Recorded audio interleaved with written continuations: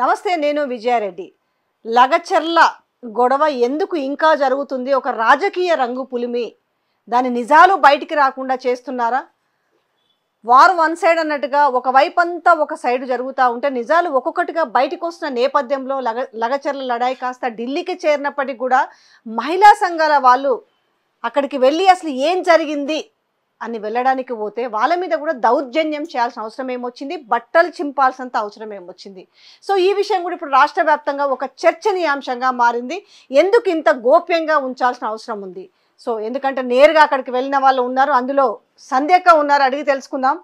అక్క, ఏం జరిగింది అసలు? లగచర్ల లడాయి అందామా, పంచాయతీ అందామా, రాజకీయ రంగు పులుముకుందందామా?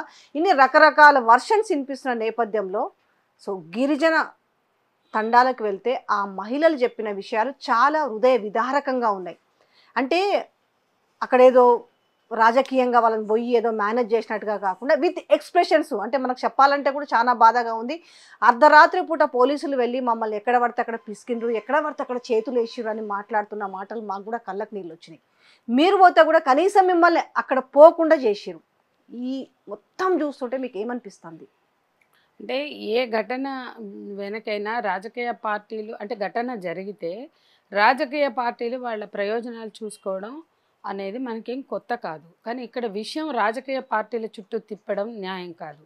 ఎందుకంటే రాజకీయ పార్టీలు మాత్రమే చేస్తున్న రగడ కాదు ఇది. అక్కడ ఫార్మర్స్ ఎడ్జ్ తీసుకురావాలనుకున్నారు. దాని మీద ప్రజల్లోకి వెళ్ళి ప్రభుత్వం చెప్పుకోవచ్చు. అట్లాగే ప్రజలు తమ నివాస హక్కులు పోతున్నాయని, వాళ్ళ ఉపాధి పోతుందని, వాళ్ళ భూమి పోతుందని భావించినట్లయితే మేము ఇవ్వము అని చెప్పే అవకాశము, హక్కు వాళ్ళకు ఉంటాయి. ఇక్కడ 9 నెలలుగా ప్రజలు మా భూములు ఇవ్వము, ఎందుకంటే ఆ ప్రాంతం అంతా కూడా 75లో ఇందిరమ్మ ఇచ్చినటువంటి భూములు అవి. ఆ భూములు కొన్ని పట్టాలు ఉన్నాయి, కొన్ని అసైన్డ్ ల్యాండ్స్ ఉన్నాయి. దాదాపు 1300 ఎకరాలు ప్రజలు ఆ భూమిని 3 పంటలు వేసుకొని దున్నుకుంటున్నారు. అక్కడ పడావ పడిన భూమి చాలా అసలు ఉంటే నెగ్లిజిబుల్, ఉంటే 5% ఉందేమో, ఇంకా మనం అంత లోతుగా పోనిస్తే కదా. అయితే మేము సేకరించిన సమాచారం వరకు 75లో ఇచ్చింది. దాని మీద కష్టపడి బోర్లు వేసుకునో ఏదో వాళ్ళ శక్తి మేరకు వ్యవసాయం చేస్తూ వ్యవసాయాన్ని అభివృద్ధి చేసుకున్నారు. అందులో చాలామంది ముంబై కానీ, దుబాయ్ కానీ, గల్ఫ్ కానీ వెళ్ళి పైసలు సంపాదించుకున్నారు. ఎవ్వరు పైసలు సంపాదించినా మీరు కరీంనగర్ పోండి, నిజామాబాద్ పోండి, మన తెలంగాణలో ఏ ఊరైనా పోండి. ఒకప్పుడు కేసీఆర్ చెప్పినట్టు తెలంగాణ అంటే బొగ్గుబాయి, బొంబాయి, దుబాయ్ అన్నట్టు చాలా మటుకి చాలా తెలంగాణ జిల్లాల్లో అయితే ముంబై సైడ్ అంటే సూరత్, భివాండి, ముంబై, లేదంటే గల్ఫ్ పోతారు. ఈ ప్రాంతం పర్టికులర్గా అంతకుముందు నేను వెళ్ళినప్పుడు కూడా చూసినాం, వాళ్ళందరూ ఎక్కువ గల్ఫ్లోనే ఉండేది. అట్లా వీళ్ళు కూడా ఎక్కువ గల్ఫ్ అట్లా పోయినరు, బాగా సంపాదించుకున్నారు. బాగానే అంటే ఇక వాళ్ళు తెచ్చుకుని వాళ్ళ ఇల్లు ఈ రోజు కూడా కొంచెం ఒక మాదిరిగా ఒక డెవలప్ అవుతాయి. అంటే ఇది కష్టపడి సంపాదించుకుంది ఎవరైనా ఊర్లో ఇల్లు మీదే పెడతారు. ఇప్పుడు ట్రెండ్ హైదరాబాద్లో జాబులు చేసేవాళ్ళైనా, బిజినెస్లు చేసే వాళ్ళైనా మీరు ఏ ఊరు వండి, మన నేరేడపోతే ఇక్కడ నల్గొండ జిల్లా అందరు కట్టేస్తున్నారు పెద్ద పెద్ద ఇళ్ళు. అది ఎక్కడ వండి తెలంగాణ కావచ్చు, బహుశా ఆంధ్ర కూడా ఉండొచ్చు. ఇదొక సినారియో. అందరూ సొంత ఊరిని డెవలప్ చేసుకుంటున్నారంటే మంచి ఇళ్ళు కట్టుకుని హాలిడేస్కి వెళ్ళడమైనా ఇంకోటైనా ఊరితో అనుబంధాన్ని పెంచుకుంటున్నారు. దాని సారాంశం అదే. ఇక్కడ ఇప్పుడు మన ఆర్బీ తండా చూసినా, పులిచెర్ల తండా చూసినా మంచి మంచి ఇల్లు కోటిన్నరతో కట్టుకున్నారు. వీళ్ళు ప్యాకేజ్ కింద 2 BHK ఇల్లు ఇస్తామంటే తీసుకుంటారా చెప్పండి? ఇల్లుకి ఇల్లు అట 2 BHK ఇల్లు, లేకపోతే వాళ్ళు ఇచ్చేవే అవి, ఎక్కడైనా RRలో అవే. అంటే వాడు కోటిన్నర ఇల్లు పెట్టుకున్నాడు, 2 BHK ఇల్లు తీసుకుని సంతృప్తి పడతాడా? 3 పంటల భూములు వదులుకుంటారా? వాళ్ళకి ఉపాధికి కరువు లేదు. అందుకంటే వాళ్ళందరూ కష్టపడి పని చేసుకునే కమ్యూనిటీ. మీరు తెలంగాణలో మీరు ఎక్కడికన్నా పోండి, వ్యవసాయం ఎవరు బాగా చేస్తారంటే గుడ్డిగా చెప్పేది బంజారాస్. అట్లాంటి లంబాడి తండాల్లో వాళ్ళు వ్యవసాయమే ప్రధానంగా. ఇవాళ ఇంకా వ్యవసాయం మిగిలింది, బతుకుంది, జరుగుతుందంటే వాళ్ళే మనం ఏ వాస్తవాన్ని ఆ వాస్తవంగానే చెప్పుకోవాలి. సో అట్లాంటి వ్యవసాయాన్ని మీద ఆధారపడి భూముల్ని బంగారం పండే పంటలు, బంగారం పండే భూములుగా మార్చుకున్నారు వాళ్ళ శ్రమతో. ఇందులో ఇవాళ ఆ భూములు ఇవ్వమంటే ఆ భూములు ఇవ్వడానికి వాళ్ళు నిరాకరిస్తున్నారు అనేది ఫ్యాక్ట్. రిహాబిలేట్ చేసి సరే మంచో చెడో వాళ్ళకి వెళ్ళి కన్విన్స్ చేసి ఒకవేళ ఆ వేళ వెళ్ళుంటే బాగుంటుందేమో అనేది ఒక చర్చ. అంటే ఒక్కోసారి వాళ్ళు అంటే చెప్తున్నారు కనీసం వాళ్ళు చెప్తున్నారు. మాకొచ్చి ఒక్కసారి కూడా మేము 8 నెలల నుంచి పోరాటం చేస్తున్నాము, కానీ ఒక్క రోజన్నా మా దగ్గరకు వచ్చి ఇది పరిస్థితి అని చెప్పట్లేరు. ఎంతసేపు భూములు గుంజుకుంటాము అదేనండి. అనేది. ఇప్పుడు ఫ్యాక్ట్‌లోకి వెళ్తే పోలేపల్లి, హకీంపేట, లగచెర్ల, నల్లజర్ల తండ, ఆర్బీ తండ మొత్తంకే పోతాయి. 5 ఊర్లో ఇల్లు భూములతో కంప్లీట్. సహా పోతాయి. మిగతాయి 40%, 30%, 45% అట్లా పోతున్నాయి. పోలేపల్లి కానీ, లగచెర్ల కానీ, హకీంపేట కానీ. అయితే అక్కడ ఒక పోలేపల్లి ఉంది, పాతగా కాదు. సరే వీళ్ళందరూ ఆ పాత పోలేపల్లి అరవిందో తీసుకుంది కదా, ఆ పాత పోలేపల్లికి పోయి మొత్తం స్టడీ చేశారు వీళ్ళంతా. పోతే అక్కడ అసలు మీరు భూములు పొరపాటున ఇవ్వకండి, మేము ఇచ్చి నష్టం అవుతున్నాం, మేము చాలా తప్పు చేసినాం, మాకు పుట్టే పిల్లలు కూడా బతకట్లేదు, పుట్టినా కూడా రోగాలతో పుడుతున్నారు, ఇక్కడ గ్రౌండ్ పొల్యూషన్ చాలా జరుగుతుంది, ఎయిర్ పొల్యూషన్ పక్కకు పెట్టండి, గ్రౌండ్ పొల్యూషన్ చాలా ప్రమాదకరం, మన భావితరాలు మన భవిష్యత్తు కూడా నాశనమే అని చెప్పారు. అట్లా మిగతా 3 ఈ మొత్తం పోయే 2 అయితే 3 గ్రామాల వాళ్ళు కలిసి టెంట్లు వేస్తున్నారు. టెంట్లు కలెక్టర్ ఘటనకు ముందే ఉన్నాయా లేవా ఆ వాస్తవం పరిశీలించాలి. 8 నెలలుగా వాళ్ళు ధర్నాలు చేస్తున్నారు, టెంట్లు వేసుకున్నారు, ప్రొటెస్టులు చేస్తున్నారు. బహుశా బయట సమాజం నుంచి మాలాంటి సంఘాలు పోలేకపోవచ్చు, ఎందుకంటే మేము ఒక పక్కన చాలా వాటిల్లో ఉన్నాం, మేము లిథనాల్ దాంట్లో వాటిలో అన్నిట్లలో పనిచేస్తున్నాం. మూసి ఇవన్నీ కూడా నడుస్తున్నాయి పోరాటాలు, దామగుండం, మూసి, లిథనాల్. సరే అది విన్నాము, వాళ్ళు కూడా మన దృష్టికి తెచ్చారు. ఈ లోపల పోయే లోపల కలెక్టర్ ఘటన జరిగింది. సరే ఇది పరిశీలిద్దాము అనే లోపల మేము నిన్న ఎందుకు వెళ్ళాము అంటే, అక్కడ నుంచి మహిళలు మాకు మెసేజ్లు పెట్టారు, ఆడియో మెసేజ్లు వచ్చినాయి, టెక్స్ట్ మెసేజ్లు వచ్చినాయి. దాని సారాంశం ఏంటంటే అవి నిన్న పోలీసులకు కూడా మేము చూపించాం. అసలు మేము ఎంత ఫెయిర్గా ఉండాలని ప్రయత్నించామంటే ఇందులో మాకు పొలిటికల్ మోటివ్స్ లేవు. మహిళలు మమ్మల్ని అప్రోచ్ అయ్యారు, చూడండి మీ ఆడియోలు వినండి, చూడండి. వీటిని మేము మా ఉమెన్ అండ్ ట్రాన్స్జెండర్ జాక్లో మళ్ళీ పెట్టుకున్నాం. ఇట్లా మనల్ని కోరారు రమ్మని, మనం ఏం చేద్దాము ఫ్యాక్ట్ ఫైండింగ్ వెళ్దామా అంటే, మాకు 4 days దాని మీద డిస్కషన్ చేసుకుని ఫైనల్గా నిన్న టీం ఆర్గనైజ్ చేసుకుని వెళ్ళాం. దాని అర్థము మేము పొలిటికల్ మోటివ్స్ అనేది వాళ్ళు ఎలా చెప్తారు, లేదా మేము వెళ్ళి రెచ్చగొడుతున్నాం అనేది ఎలా చెప్పగలుగుతారు, వాళ్ళ అనుమానం.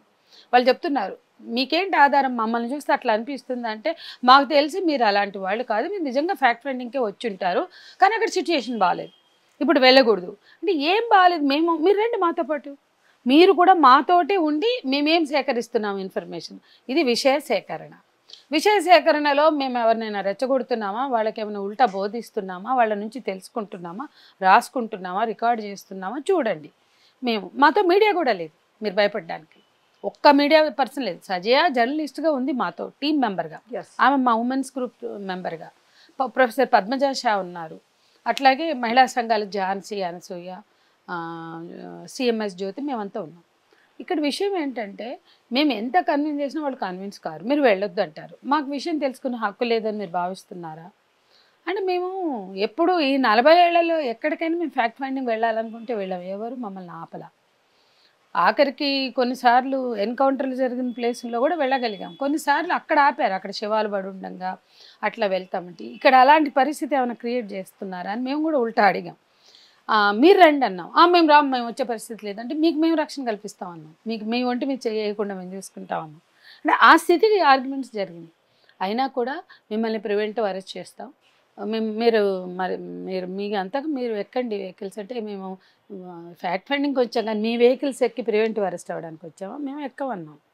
అట్లా వాగ్వివాదం చాలాసేపు జరిగినాక మహిళా కానిస్టేబుల్స్ ముందు 2 ఉండే, ఆ 2 నేను చెప్పిన మాకు ఒక్కొక్కళ్ళు మీరు 6 పట్టుకున్నా మేము గదిలో, ఎందుకు వృధా ప్రయత్నం, ఆ అమ్మాయిలు పాపం ఊకే వచ్చి రండి మేడం అంటున్నారు. అంటే అది కాదమ్మా, మేము అట్లా రాము అంటే, మీరు చెప్పండి. ఈ లోపల ఎస్పీతో మాట్లాడాం, కోదండరామ్ సార్కి చేశాం, కోదండరామ్ సార్ కూడా ఎస్పీకి చేశారు, ఎమ్మెల్యేకి చేశారు, వాళ్ళని వెళ్ళనివ్వండి ఎందుకు ఆపుతున్నారు అని సార్ కూడా చెప్పారు. సార్ మళ్ళీ మాకు చేసి, అమ్మ నేను చెప్పాను అంటే ఇంకో కొంచెం సేపు ఎదురు చూసాం, ఒకవేళ కోదండరామ్ ఎస్పీ గారితో ఎమ్మెల్యేతో మాట్లాడారు ఎలా చేస్తారు. ఏం జరిగిన ఉపయోగం లేదండి. లాస్ట్కి మహిళా కానిస్టేబుల్స్ని పెంచి ఇక మా మీద ఉసిగొలిపాడు ఆయన శ్రీధర్ రెడ్డి సిఐ. రవూఫ్ అని ఎస్ఐ పాపం చాలాసేపు బతిమలాడాడు. ఆ తర్వాత డిఎస్పీ వచ్చి ఆయన కూడా రిక్వెస్ట్ చేయడానికి చూశారు, కానీ ఈ లోపల శ్రీధర్ రెడ్డి మహిళా కానిస్టేబుల్స్ రాగానే ఎక్కించండి ఏంది చూస్తున్నారు, వాళ్ళు ఎంతసేపు చెప్తాం, వాళ్ళు వినట్లేదు, ఎక్కించండి అన్నారు. అంటే వాళ్ళు పాపం ఆలోచిస్తుంటే మీరు ఊరికే అట్లా రెచ్చగొట్టకండి అని మేము అన్నాం. అనే లోపల లాగి పడేయడం స్టార్ట్ చేసినారు. ఇక నన్ను ఒక్కదాన్ని 5, 6 పట్టుకున్నారు. మరి మా వాళ్ళు కూడా ఉన్నారు కదా, మా పిఓడబ్ల్యూ నాయకులు ఉన్నారు, ఇతర నాయకులు ఉన్నారు. వాళ్ళందరూ నన్ను ఇటు గుంజి వాళ్ళు అటు గుంజి మొత్తం వెనక డ్రెస్ చిరిగిపోయింది. సో ఇలా జరిగింది. అంతే అదే పరిస్థితి. అసలు మీకు మీ డ్రెస్ చినిగిపోయేంత లాగి పడేసేంత సినారియో ఏముంది? మీరు పోయింది సరే ఇవన్నీ మనకి ఎప్పుడు కొత్త కాదులే కానీ ఫ్యాక్ట్ ఫైండింగ్ పోయినప్పుడు ఎందుకు ఇక్కడ అని అది అంటున్నాను. ఇప్పుడు ఇది కొత్త కాదు. అనేక సందర్భాల్లో యుద్ధం చేసుకున్నాం. అవన్నీ, విద్యుత్ ఉద్యమం నుంచి మొదలు పెడితే తుపాకీ గుళ్ళు కూడా ఇటు ఇటు దూసుకపోయినాయి. ఒక క్షణంలో తప్పించుకునే సందర్భాలు కూడా ఉన్నాయి.